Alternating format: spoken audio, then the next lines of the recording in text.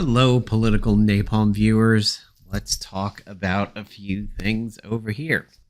So, the first thing that I'm going to talk about today, as it is the quicker one, is that yet again, Jovan Pultizer, aka Jeff Philyaw, aka the bamboo papers guy or bamboo fibers guy, aka I've been poisoned by a biological agent, which no, you weren't, aka I'm going to stand in front of a room full of people in Georgia and claim that I'm hacking a poll pad and not ever show it because it was all complete crap to begin with. Seems that our boy Jeff over here has once again blocked me, as I predicted, because I called him out on his complete and utter inane stupidity bullshit. So Jovan, who we're just going to call from as Jeff for the rest of the video because that's who he is, decided to post many, many times on his Facebook page ever since he sent this book to Amazon that he was a #1 bestseller. So Jeff has got a book on Amazon called Food, Forest, Bible. And he has his singles of fans getting the book, taking a picture, and posting it. And today, and I would love to show you the post, but as I predicted, once I responded to him, which I felt it needed to be called out, he went and blocked me. And I said 6 hours ago, today is the day that the comical, cowardly clown pants Jeff is going to bounce me again because I called him out on a stupid book rhetoric. And sure enough, I just checked and he has. So he posted on his Facebook page that he is a #1 bestseller. I'm going to show you guys the truth of what his book is. The book has only 6 reviews by fans, so of course it's going to have 5 stars. You can see it there on the left. However, it is not a #1 bestseller. It is the #1 new release in fruit and gardening simply because of the points that it carries. Now you might be wondering, what is this? If you get a book or an audiobook on Amazon, you earn points similar to buying something with a credit card and getting cash back. Because his book, you see it as $56.20 on my screen, that is post discount. The book is nearly $70. Okay? $70 for this book from Jeff called Food, Forest, Bible. I have no idea how many pages it is. It's probably not a lot. $70 for a book about food from a guy who simply professes to be a mild, at best, election integrity guy. He is not an election integrity guy. He has no real skills in the field. He is what they call a patent troll. We've covered him many, many times on the channel. We will continue to call him to call out his complete and utter 100% bullshit. But to say that his book is a #1 bestseller is clown car. It is a never-ending pile of crap coming out of the back of a clown car. It just carries a lot of points because of how expensive it is. That's the ranking. He didn't like getting called out on that, and he blocked me, which is typical of Jeff. Just like when he blocked me on Twitter because he said, okay, how many machines were audited for this Texas audit and what kind of audit did they do? And I said, 36. And they actually did a CRC check on the databases to ensure that they were not tampered with. I can go way back to my Commodore days and tell you exactly what a byte by byte database check is. And that's what they did. And he thought, of course, he was going to deal with somebody who didn't know how to read a PDF, which is common of the 50, well, I shouldn't even say 50, the 60 plus year olds that are Jeff fans in a PDF mystifies them. So, yeah, sure enough, I called him out on his crap and he blocked me just exactly like I said he would. Absolutely typical. There's been a guy on his page lately, Zod, that actually referred to me in a post. He's like, let's see if that guy laughs today, blah, blah, blah. And he didn't tag me or anything, but I saw it. And he was like, oh, he never brings receipts. Everything I do on Jeff's page is receipts. That's literally all I bring to his page. But, we'll be back over there. He is, I wouldn't say he's a dangerous person because he doesn't have reach, but his rhetoric and his lies are dangerous. And they are going to get people in trouble. He's the kind of person who sets up like Dropbox and voting vigilantism and will get people arrested and hurt if they do it. That's the crowd he runs in. So, yeah, of course, we'll be back. But he is not a #1 bestseller. Caught in a lie again, just like his lies about Chick-fil-A, just like his lies about the illegal robbing a store that was a dude in Russia somewhere and was wearing a mask. You could tell if he was legal or not, and what immigration problem does Russia actually have.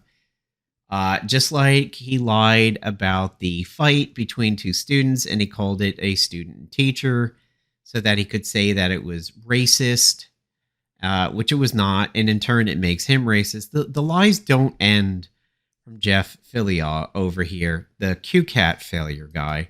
And of course, he just got busted in another one today and couldn't hack it. And, rather than say something in the post, he would just rather save face by deleting the post. Most likely, he tends to block, but then the posts stay up, which is not very bright.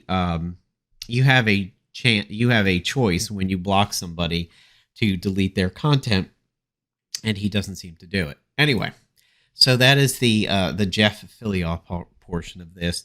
Let's go ahead and talk about Trump's really bad, horrible, no good, down and dirty, ugly day. So David Pecker from the National Enquirer, or formerly American Media Incorporated, AMI, testified today at the Trump hush money trial that is currently going on in New York.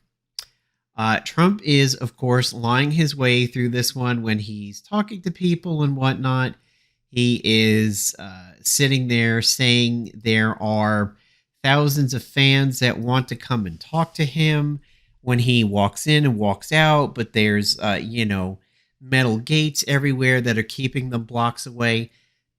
There are boots on the ground people outside of that courthouse that are saying the Trump supporters are literally in the ones. If it is a dozen on a given day, then it's actually a lot. There is not a lot of people out there supporting Trump. When he did his little walk into a store thing in Harlem recently, it was a staged operation.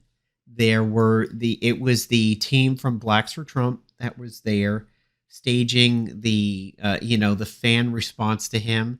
The exact same thing happened when he went in and bought people Chick-fil-A down in Atlanta. He had literally a prep team, sort of like an away team that was down there in the Chick-fil-A setting things up before he got there. It wasn't impromptu. He's not a man of the people, and he's walking into a stadium and a bunch of people are cheering for him. There literally was a pre-set up team in both instances, the Harlem one and the Chick-fil-A one, that went ahead of him and set it up. As a matter of fact, the person that he hugged is somebody that he knows. He's not, Johnny Man on the street over here. It was a complete and utter setup. So Trump is, of course, lying again. He turned his back on a rally recently in North Carolina. Just a little before he landed, the day went from a really nice sunny day to a very dark and stormy looking day that maybe potentially seemed to hint at thunderstorms. and he barely landed, and he turned the plane around. And a bunch of Trump fans that were there in Wilmington and got their rally canceled, which was being held at the airport. It's not like it would have been a tremendous trek for him to go from his plane to the quote unquote rally. They've been quoted as saying it made them feel like Trump was treating them like chumps. And some people like drove to this several hours. Some people have been waiting for that day for quite some time. And are like, wow, it really made us feel like suckers to come here and for him to not even try. And oh, by the way, in case you missed it, the last time he was in Wilmington, North Carolina, he said, "Make America gay again." So when he went to go do his little MAGA phrase of "Make America great again," he actually said it as "Make America gay again," which is, quite hysterical for Trump to say. And it's quite hysterical for Trump to trip and fall into that. So a Pecker was on the stand talking about another Pecker today. And let's go into exactly what happened with Pecker's testimony. So accidentally, he gave his full phone number when he was supposed to say the last 4 digits of his phone number. So who knows if he's going to get a whole lot of calls, if people are going to harass him, if Trumpers are going to be like, "You're a liar, you're a sellout," or whoever. Pecker said that his editor-in-chief at the Inquirer was Dylan Howard. Howard's job was to vet stories and bring them to Pecker. Pecker asked who his main sources were for the stories, and they wound up being like limo drivers, people who work for lawyers, and other professions that have access to famous people. Typical schlock for the Inquirer, like, I am the cleaning person, and I saw this man, pleasuring himself in the shower. It's that type of source that the National Enquirer was dealing with. So after the gag order hearing happened, Pecker again started talking today on Tuesday morning. Said he had known Trump since the 80s, had a great relationship with him, and that when Trump was doing the Apprentice show, and in all purposes, the Apprentice absolutely saved Trump. It brought him back into the limelight. It sort of recreated the foggy mystique around Trump that had disappeared in the years leading up to Apprentice, with all the failures that he had, the brands that were getting shut down, the casinos that were going broke, the Trump University that wound up being a scam. And there's interview footage for that court case where you can just lead him around through a ring on his nose and he will do exactly whatever you say, and he will follow you down any path because he's not smart enough to realize that he's being railroaded. I've seen the video footage of his deposition where they're like, "Okay, on your commercials, you said you only have the best people at Trump University and everything." And he's like, "Yeah." And they said, "Okay, well, these people that you hired were like not valid professors. They did not have the skills you claimed. But in your commercials, you said they were only the best people." He's like, "Well, I didn't do all of the hiring. That would be impossible. Like, I'm Trump. I sit on top of it, blah, blah, blah." He's like, "But you've testified that you had these people report to you and that you vetted them. And on your commercials, you say that they're the best people. So in other words, the buck actually stops with you." It's really embarrassing to watch that deposition because you can lead him one way and he will end that path with a lie. And then you can drag him down another path and he lie there, which directly contradicts the other lie. It's like watching a rat get stuck in a maze, but claim no matter what turn he takes, there's going to be cheese. He'll tell you he always finds cheese, yet he has literally died in the middle of the maze because he's so lost. That's Trump. So the Apprentice, essentially revitalized him. And if it wasn't for the Apprentice, we probably wouldn't be here right now. He would not have run for president. He wouldn't have had the popularity. He just would have been a ghost somewhere.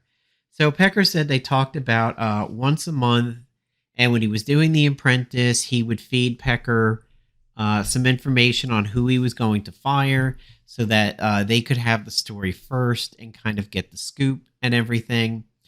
However, when he decided to run for president, he started talking with Pecker more frequently than once a month. Pecker said he'd been to Trump Tower on multiple occasions and observed him at work, reviewing invoices, signing checks, saying he was very detail-oriented, almost a micromanager about his affairs, and he first met Michael Cohen at a bar mitzvah. He said that Trump introduced him to Cohen in 2007 and told him in 2015 that if anything came across his desk that pertained to him, including any rumors about him, to call Michael Cohen, a.k.a. the Fixer, and let him know about it. He said things started to get super busy on the Trump front when he was contacted by Cohen almost daily during the 2016 presidential campaign. Pecker was invited by Trump to his campaign announcement in June when he came down the golden escalator. In an email to Pecker, Cohen wrote, "Nobody deserves to be there more than you," because Pecker was involved in a catch and kill program. Not catch and release like what happens at the border. Catch and kill. Say, come on in, give me your story. Here is $30,000 to make it exclusive. Just tell us. We'll publish the story. Here's the money. Only be exclusive with us. And then they would just sit on it. So they would literally just fling cash out the door and then never do anything with it. That's the catch and kill program. So Pecker said he attended a meeting in Trump Tower on August 2015 with Trump, Cohen, and, of all people, Hope Hicks. Pecker said they asked him what his magazine could do to help the campaign, and he said, I can be their eyes and ears, and told them he could tip them off about anything he heard, including women selling stories. Said that plan was for Cohen to purchase the negative stories to kill them and prevent them from ever being published. So Pecker was the catcher, Cohen was the killer. Pecker was asked who was the first one who brought up the subject of women, and he said that Pecker was asked who was the first one who brought up the subject of women in general. Pecker said it was him, making a statement that he thought it was odd that Trump would be saying watch for stories about women when he'd already been married to Melania for several years. So, in other words, it does seem like to some degree Pecker is a little bit of a moral compass. He's like, wait a minute. Why would I potentially hear about stories of you and women when you've been married? And as you know, even from the Schwarzenegger thing with, cheating on Maria Shriver with the house help there and everything. I mean, obviously anything can happen. So you mentioned women in particular. Steingless says, how often did that come up? Pecker says he was the person who thought that a lot of women would come and sell their stories because Trump was, quote, well known as the most eligible bachelor and dated the most beautiful women. I got to tell you, even 20 years ago, I don't really understand how that's a thing. Because 20 years ago, everybody thought he was wearing a hairpiece. Not that it was just a ridiculously stupid comb over. And he had eyebrows that would make a woolly bear caterpillar blush. So Pecker said he could also run stories about Hillary enabling Bill Clinton's alleged affairs with other women. He said that Trump and Cohen both really liked that idea and were like, yeah, go do that. He said the relationship was mutually beneficial to them because as he continued to run these crazy stories and help the Trump campaign, sales of the National Enquirer skyrocketed. So it was a really symbiotic relationship over there. He ran salacious, crazy stories that people wanted to read. And, he protected Trump. He ran negative stories about Hillary, protected Trump, and the Enquirer sales went crazy for it. So Pecker had said that he'd never been paid to kill stories before, since that was literally antithetical to his business model. His point was to put them in the pages so that people would read the magazine. But he agreed to do it. However, the agreement was never put in writing. So it seems like potentially Trump messed up badly, in this 8-year later mark, because it seems like Pecker is not operating under an NDA. It's never been mentioned. And if the agreement was never put in writing, it was simply a verbal agreement and a handshake, well, then it doesn't seem like Pecker has any loyalty to stay with it. He said he told his editor, Dylan Howard, we are going to try and help the campaign, and to do that, I want to keep it as quiet as possible, and they were the only ones who knew about the arrangement. The prosecutor then showed some examples of articles that the Inquirer ran that were positive stories to help Trump, like Donald Trump, the man, the legend. Donald Trump gets the Duke's blessing. I hope he doesn't mean David Duke, the racist guy. That'd be really bad. JFK's secret son endorses Trump. Donald dominates. Obama's half-brother is cheering the Donald at the debate. Cruising to victory. Ted endorses Donald. Cohen would then feed them ideas for negative articles and rumors about Ted Cruz, Marco Rubio, Ben Carson, and the Inquirer would quote-unquote embellish them and publish them as stories. Things like, Ben Carson left a sponge in a patient's brain. I think I actually recall that hearing of this title right there. Ted Cruz got shamed by a porn star. Family man Marco Rubio's love child is a stunner. He'd send drafts to Cohen for Cohen's approval before they got printed. He was asked what he understood Cohen's relationship to the campaign was, since that was his contact. He said Cohen told him he was not connected to the campaign, but worked for Trump personally, but that Cohen was in every single meeting about the campaign that happened at Trump Tower. Trump then hooked him up with Steve Bannon. He said the two of them got along really well, and Bannon loved the articles he'd done up to that point in the campaign. Bannon also liked the negative articles Pecker was doing about Hillary and said one of his reporters should go on the Sean Hannity show. So you could see how the swamp here is forming. You've got Trump, you've got Cohen, you've got Pecker, which has a magazine to put these stories out. Pecker said at one point Dylan Howard told him that a man named Dino Sajudin said that he had a story that Trump had fathered a child with a housekeeper at Trump Tower. Spoiler alert, this turns out to be false. But Pecker said he immediately called Cohen and passed along the Dino's name and the name of the housekeeper.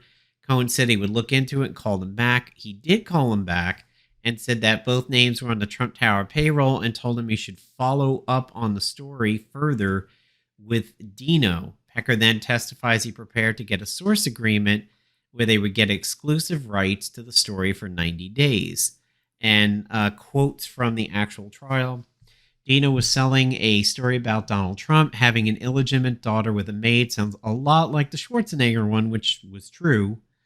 I told Cohen as part of our August agreement. Cohen said he would verify the name and call back.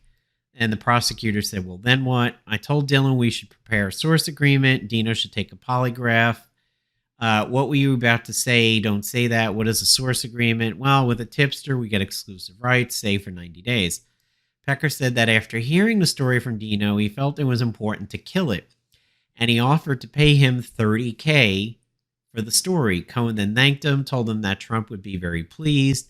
Pecker said if the story was true, it'd be the Inquirer's biggest selling issue since Elvis Presley died.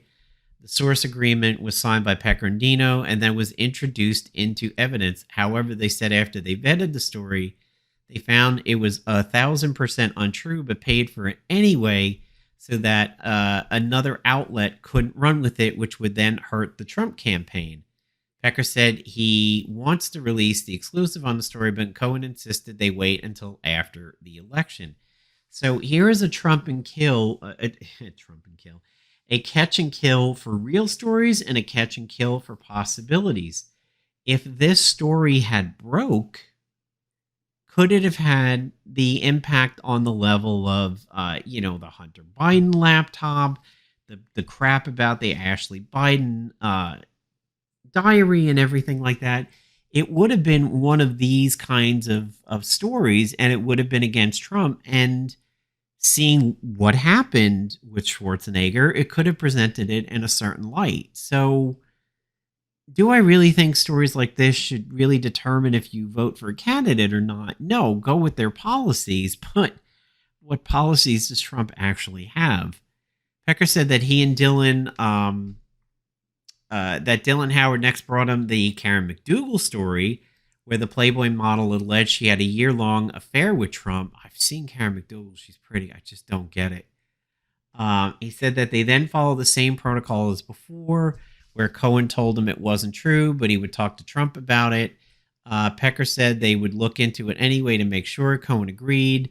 They didn't discuss any payments at that time. Pecker then told his editor-in-chief, Howard, to look into the McDougal story to see if it was legit. He said Cohen also said they should stop speaking using a regular phone line and start using Signal. He said by this time they were speaking daily, sometimes up to twice a day. He was asked whether or not Cohen ever spoke with Trump about the McDougal story. He said that he knew that he did discuss it with Trump because he called him directly afterwards and told him to handle it through Cohen. So Dylan Howard went to California to interview McDougal on June 20th. He said the interview lasted 2 to 3 hours and that Cohen had kept calling Pecker wanting updates because he was very anxious. And that is where the testimony concluded for the day.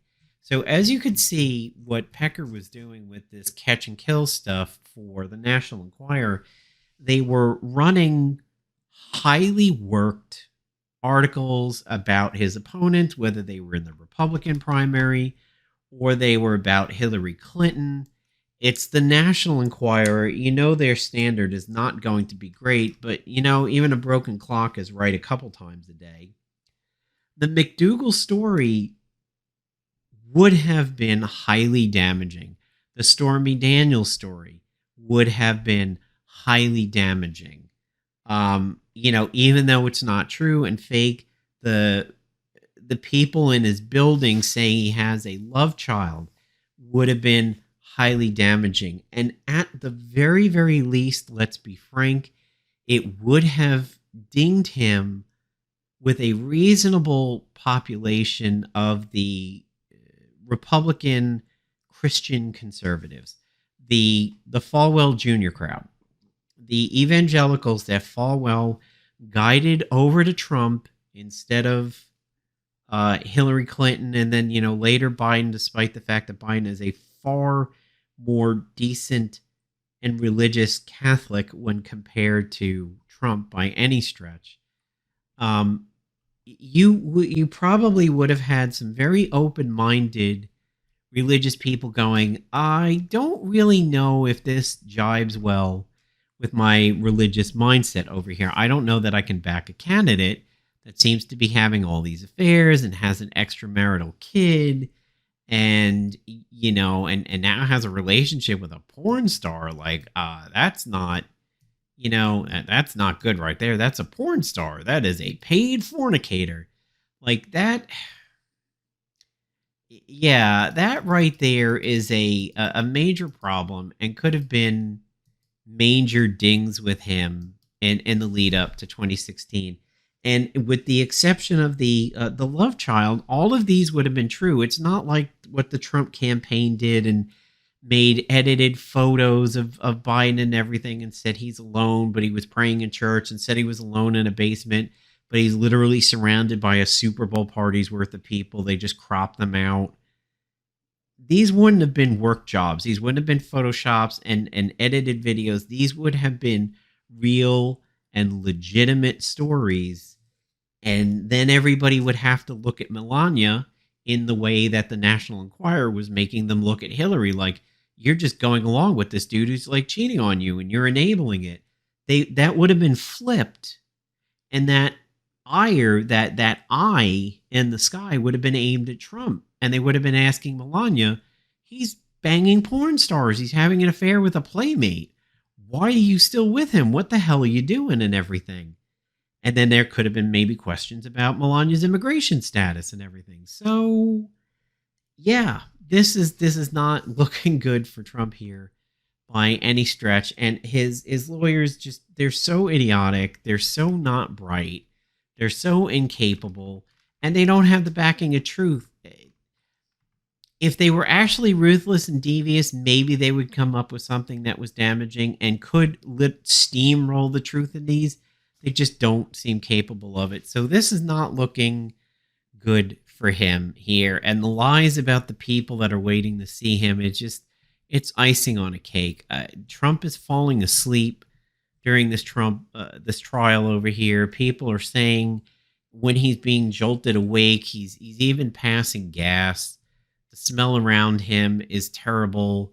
He's barely waking up when his lawyer passes him a note to get him to respond, and he's very visibly going like bleh and waking up from it. He's not even trying to hide it. He's made eyes at jury members. Some jury members have already been intimidated and chose to leave this trial and get replacements and everything. This is a big, big deal, and Trump and his lawyers are not making a good showing of this, and I don't think there's anything that you can do to overcome Pecker's testimony unless they say, well, unless it was in writing, how can we just take your word for it? But, Cohen has tapes. So that is it for me today, ladies and gentlemen. Thank you for checking out this episode of the Political Napalm, and I hope you are watching this trial closely, no matter what side of the fence you fall on for this one. Have a good one, everybody.